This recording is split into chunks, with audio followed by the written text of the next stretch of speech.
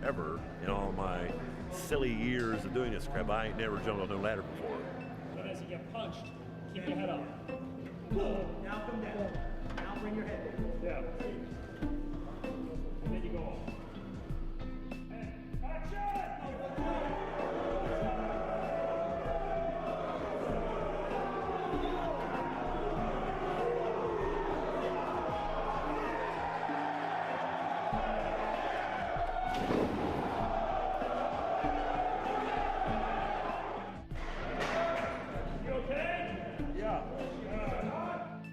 Like I said, I slipped and tripped and fell into a movie.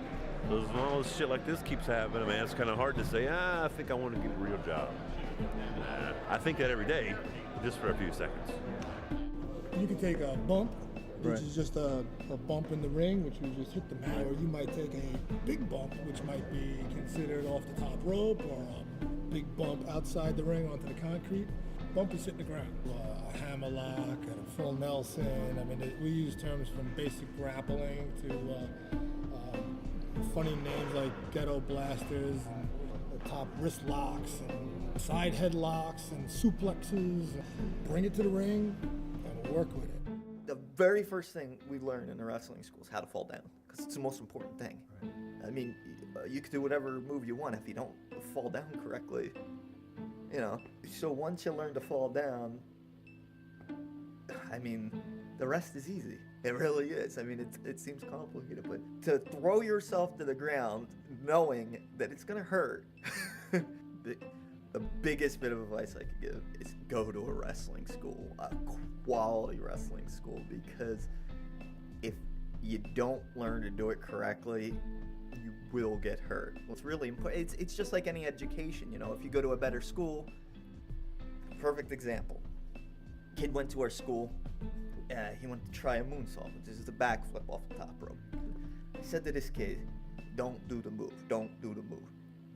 He does the move, breaks his neck. So there you go. You know, wrestling it's a great outlet. It's, you know, I've always been a camera hog, you know, and I always like showing off in front of people, and I always like doing stuff, and this is a perfect outlet for it. You can go out, have a good time, act like a complete lunatic. You can have a complete alter ego if you want. I mean, it's a great sport. It's a lot of fun. Before a hardcore match, they'll go to the Dollar Tree store and pick up a bunch of, you know, cake pans and bug spray and extension cords and just all the stuff they can kill each other with. The other way. Shit, I guess we're gonna take this. Can't leave the flag on the floor. No. But this is basically what we finished with. If I now take this out, see? What I've just taken out was the final recording. This is the demo version now.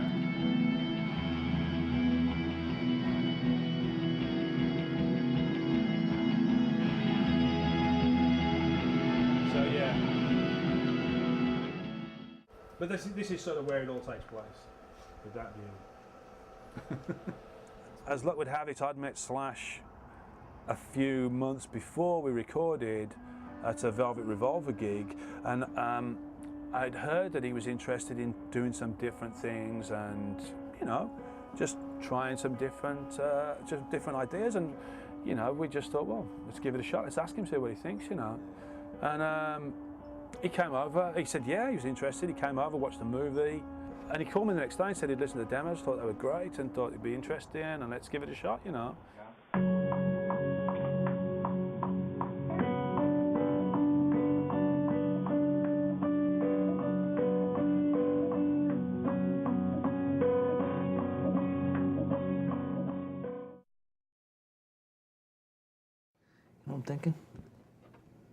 I'm thinking rematch. Yeah, I'm doing this big fan fest thing down in Wilmington that weekend with Ring of Honor. I want to main event it with you two guys. Ram, Ayatollah 2. For the Ayatollah match, it was, you know, we had two cameras in the sense that we had one camera that came down with Mickey, came all the way down the ramp with him, followed him around. And then when he jumped into the ring, we had a second camera pick him up. and kind of go through the entire speech all the way to the end, to the first attack from the Ayatollah. While the other camera, after leaving Mickey there, ran all the way, climbed the ladder, and photographed Marissa watching Mickey. Action. Going down. What are you doing? That's my move, and this is how it's done. Get off one.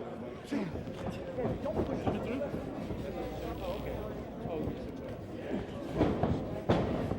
Go with Mickey here?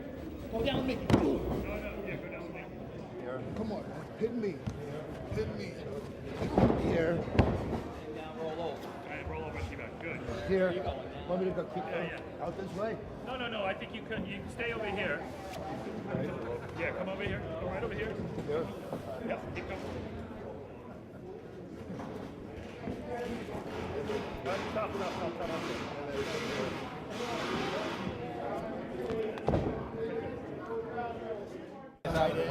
Coin.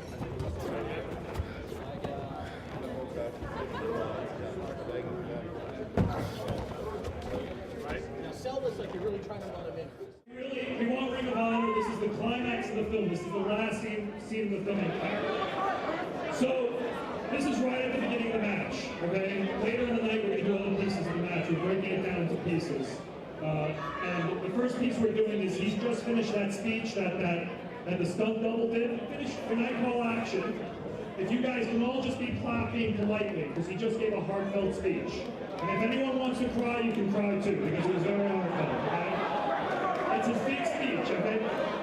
And then when the Ayatollah attacks him, we boo, and then we're into it, okay? And I know you guys know what to do, all right? So we're going to do one take now. We're going to do a couple more, and then we're out of here, and you'll have some more wrestling.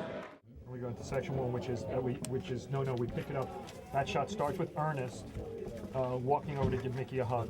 Right. Okay. He gives him a hug, and then he turns his back on him. He turns his back on him. We go to Ernest. We go to Mickey. The attack happens. The lights flip off. They go into the corner. We are on that side of the line for the flip, and then that's where we cross the line.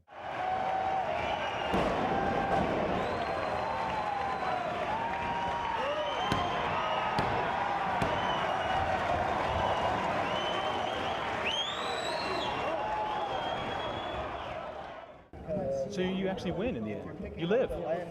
I think I won that. I think I should have pinned him. He missed the headbutt. I should have. That's true. I guess, yeah. You could, but you didn't. You were lazy. You just laid there. Never gone through glass before. Tables, all the barricades. Never glass. It's not sugar glass. Right, it's real glass. So these squibs have to trigger the break. Right. It's an explosive. They blow and start cracking the glass as they're landing it.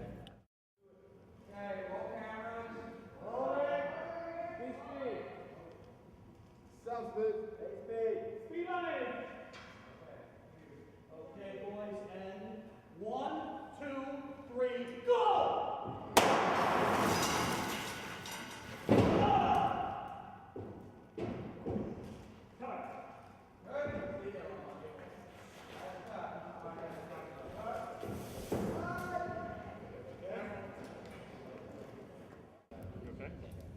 Armand is wrapped, picture wrapped, ladies and gentlemen.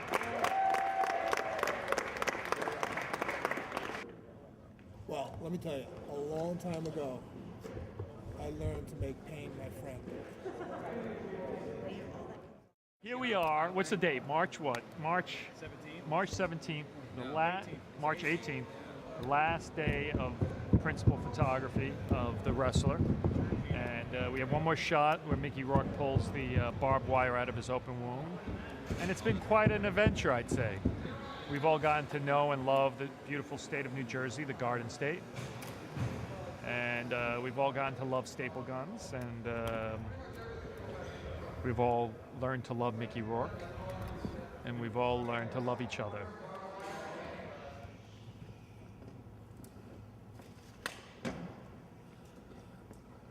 That's it. Speed, tail stick. That? And you, oh, it hurts, Mick. All right, get it out. Okay, face. Look up at him. Look at him. And there he comes. Okay, let's go down to this one. Necro Butcher done in picture again. Thank you.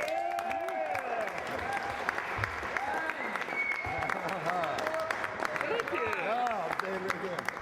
First shall be last, Mr. Mickey Rourke done in picture.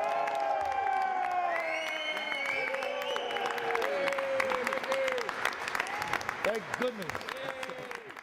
We really believed in it. We thought the world was fascinating. We thought Mickey was perfect for it. And I mean, if anything, all of this response afterwards is just a testament to, you know, just staying true to what really drives you and not worrying about like the superficial elements. We were honest, or at least we thought we were honest to ourselves with the film that we were making, and it was a small, intimate character study, and a slice of life in this world.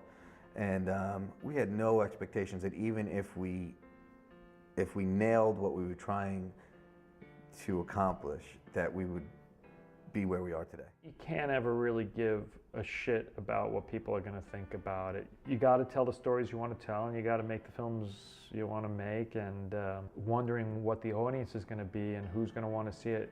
You know, those are things you never know. If you think it's a good story, if it makes sense to you, if you've worked hard on it, if you told the story to a lot of friends and they all think it's interesting and cool, then that's enough reason to keep going and doing it. Gonna be a time's gonna come when I gotta quit wrestling, but brother, today ain't that day.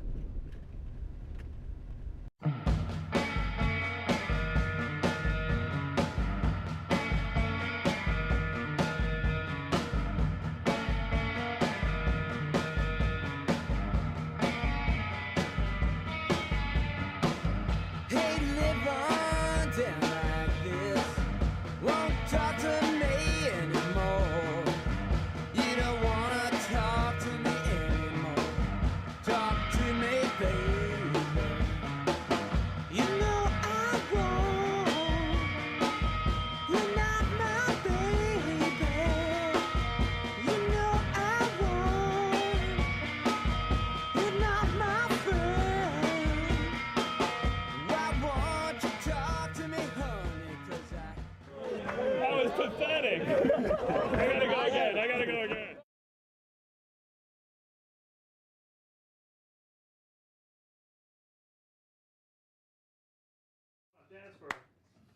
To this shit? Yeah, I'd have to have a shovel up my ass. Come on, dance.